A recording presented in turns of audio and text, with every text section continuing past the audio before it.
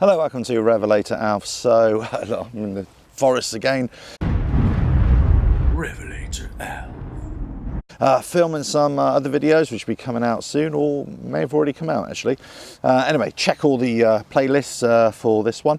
But I thought just to have a quick video and talk about adventure bikes or sort of off-road sort of going capable bikes, and whether you need to make any modifications to them to actually go off-road riding. Now, the thing is, you know, you watch all my videos, I'll always say big adventure bikes, they're just too heavy for the serious stuff. You really have to work hard, and that's why you can see I've got a bit of a sweat on.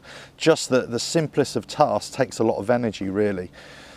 So if you really want to do some serious off-roading, you know, a 250cc at a stretch of 450, but a 250 really is probably the best way to go. A lot of people say, or sort of emailed me via the website and say, what would you say about making updates to, you know, your bike to go off-road riding? Well, first of all, usually the manufacturers get it about right in terms of the general performance of the bike when you're riding up to about, let's say 80%, 90% of what it's capable.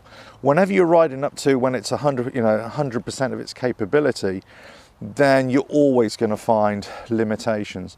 But the thing is, most riders very rarely ride at 100% all the time. You know, even I take this everywhere. I've been on all sorts of terrains and I love it. It's hard work, but I love it. But I wouldn't say I'm riding at 100% all the time. There's no chance. You've also got to factor speed. So one of these things, if you're going to go off-road riding, if the trail is anywhere not hard, flat and compact, you really got to watch how you go, and you've got to slow right down. You watch a lot of my videos, you'll see that I'm always saying go really slow walking pace, especially when you're in the ruts as well. So in terms of actual bike modifications, actually you don't need a lot. As a stock bike, it's actually really good. Now, I rode 7,000 miles, about 60% of that, 60-70% of that was off-road. On all sorts of, right through the whole seasons, all seasons, muddy conditions, deep mud, ruts and everything. And it was a struggle, but it did it. And you know, and you've got to commend that bike for actually doing it. What I would say is, let's say for the last 20%, when you're going uphill on mud, that's when you need a different set of tyres. So that's why the only modification you really need to consider if you're going to do a lot of off-roading is getting some, you know, off-road capable tyres, which are still road legal, of course. So I've got Michelin Anarchy Wiles, but obviously there's a whole range out there for you to check out. Another thing that I would seriously look at, if I come back into the shade here, is, look, you can make whatever modification you like, but what I'm saying is, one, it might be just purely aesthetics, which doesn't really do a lot for your ride. And also the other thing is, well, you can change things to save a little bit of weight, but really they're big heavy lumps anyway, so you know, it's marginal. If you want to save a bit of weight, then maybe drop the top box, lose a few pounds yourself, you know, all that kind of stuff. There are lots of ways to lose weight between you and the bike as well. So you can shade pounds off it, but actually spending loads and loads of money just to shade a few pounds doesn't really buy, you know. But say the big modification really is the tyres. The tyres are going to be the biggest thing for you. The next thing is having extra fog lights. Well, I'll tell you what, the lights on this are really great. You know, and all these adventure bikes, you know, they're really, especially the modern bikes, they're, you know, using, these aren't LEDs, these are bulbs, but a lot of the newer bikes got LED lights as well. Yeah, they're really good, and they really do shine up the road, really do shine up the trail. Where I have found these useful in really narrow country lanes or dark trails where I've been riding through forests and stuff, these fog lights actually do give you a little bit of extra peripheral lighting, which helps. So whilst I say they're not exactly essential, they do help it under very particular circumstances. Should you go for top box and panniers? Well, unless you're going for a tour, I would say you don't need them. Top box I find really useful, especially, very rarely put the boxes on when I'm off-road riding. I do sometimes, but very rarely. The thing is, because it just widens up the trail. So if you're going through a very narrow trail, these boxes sit really wide. So, you know, you're going to struggle to get through. It's actually a top box. Carrying all your stuff in there is good. I would say actually most of the time just get rid of the top box as well and just get a backpack on and away you go. The other thing you want to consider, obviously if you're going to go for a stock bike, then try and protect the bike as much as possible in the first place. So engine guards, that kind of thing. You might want to have crash bungs if you really want to. You know, go for that spec of bike that gives you the most sort of protection that you can. The other thing is folding gear selectors. I don't have it on here, or brake pedals, rear brake pedal. Have one if you can find them online, source them online. They're folding ones, so you know the chances are you will drop the bike at some point, you will go in a deep rut, and you know those folding pegs are really good. I've broken a couple of gear selector levers already, just going through deep ruts, not even going fast, just touched it and it pinged off. So, you know, when people ask me, you know, what kind of modifications do you need on your bike? Not many at all. In fact, a completely stock bike will be absolutely fine in about 80–90% of your riding.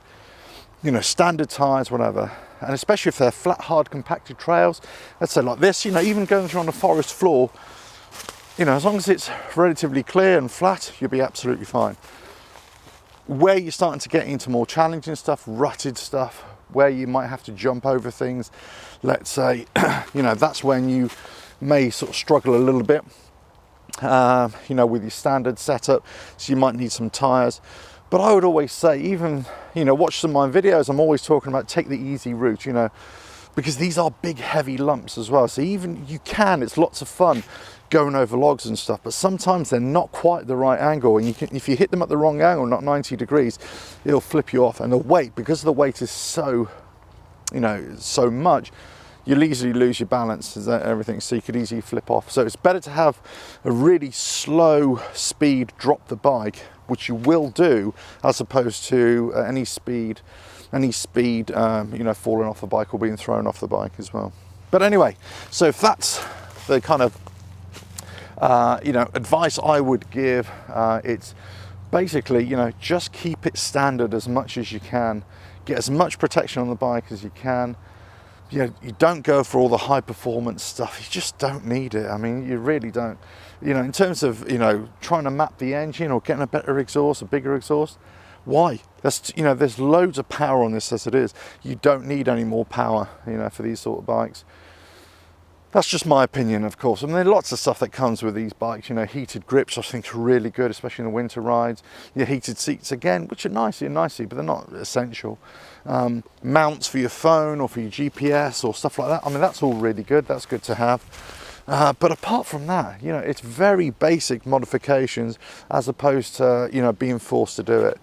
Don't be fooled into thinking that you've got to have all the latest stuff for your bike, because you don't. They're very capable just as they are. And you watch all my videos, you watch the first year and a half of the videos which I put on this channel, that's all on road tires, pure standard road tires, complete standard bike, nothing done to it at all. In fact, the only thing I've changed on this bike is the tires. That's all I've done, and I go everywhere on them. Anyway, so I hope this helps. I hope this kind of answers a few questions, you know, about suspension and everything. People say, should you change the suspension, you know, reset it, you know, get different, you know, forks and everything. I said, why? Why do you need to? You just don't need to. You're going to be spending a hell of a lot of money changing the suspension where you don't need to. But if you change the front, you've got to change the rear. And you know, it's a big balancing act then. It's set up, you can make adjustments to it as it is.